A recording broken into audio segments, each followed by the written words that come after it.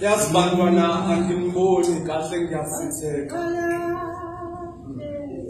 Kodwa mangisitheka abantwana ngizizwe sengathi mina ume phambi kwami.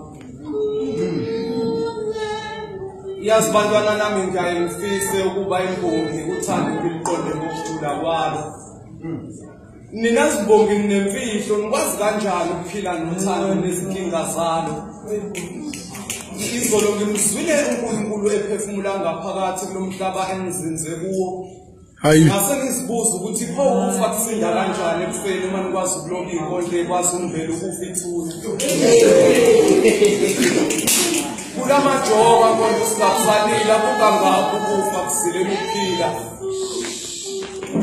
Wathi omunye umntwana abantwana ngelinye ilanga engangiboshwe naye mangimbuza ngephupho lakhe.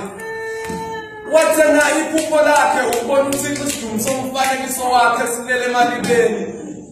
Wathi la ejele waboshela icala lendoda eyafika khulumanga. Wathi ngiqune kule ndawo nje bantwana isizwe ngisikweleta impilo.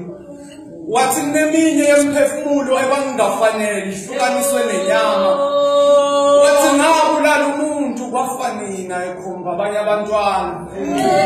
Base kusuka umkhethe esidala elaliboshwe ngamakete angula khwehlela igazi lagcwala phansi bathuka abantwana. Lathi ke sengathuka bantwana igazi lomkwethu lele ngaliphuza mhlawumbe ngiceda kumbulala ngibangifaka baba. Wathi umfethu ubelungile kodwa ubengakulungele ukufa ngesandla sakhe. Ngoba umoya uyakwazi ukushadisa nesono ukubophisha impilo nejele nihlukanise ukufa. Wathi ikhaya labashiyona beza babehlane lele sibhace kulona. Igumbi lezone ezadukele ekufeni mhla zisindo ukuphila ngeqiniso. Wathi inkinga yethu bantwana asifani. Wathi abanye bethu bantwana bayakhonza yize bekhonza emabandleni agulelwa izimilo. Abanye sidlamlilo la ngaphakathi bafile ngaphandle bamelwe impilo. Wathi abanye kusaqwile bashonelwe yithemba lokukhanya abanye kuyakhanya yize behlele kumnyameni. Wathi abanye bethu bantwana basafunda yize bengabakhothulile ukufunda ngamaphutha.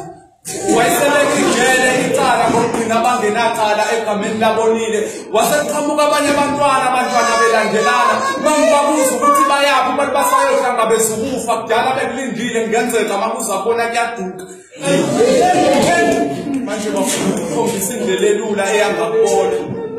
Usibeke nathi iphupho enkonzweni mangenzeka. Athi ugogo nami umzukulu ngiyikhona ngisayolanda bayakhona. Ngithi sokho waze wanesono uthi ugogo nali iBhayibheli umzukulu unesono mangazithatha sokugibela impela.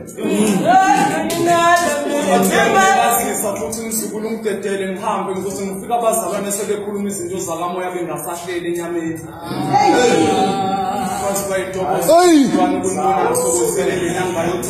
Phendulo wesifazane thizeni athi futhi kwangathi sizosixolela le nyanga yothando ifike kabi nathi sisagugu usuku lokukhishwa kwesisu eshelula isandla njengoba yinena phezu kwesitampoke ekuthele ngazi ngesithombe sengane ekhalayo. Athi futhi ningalokho nisitshela ngenyanga yothando thina sazi inyanga yemithi masifuna ukudlisa amadolo.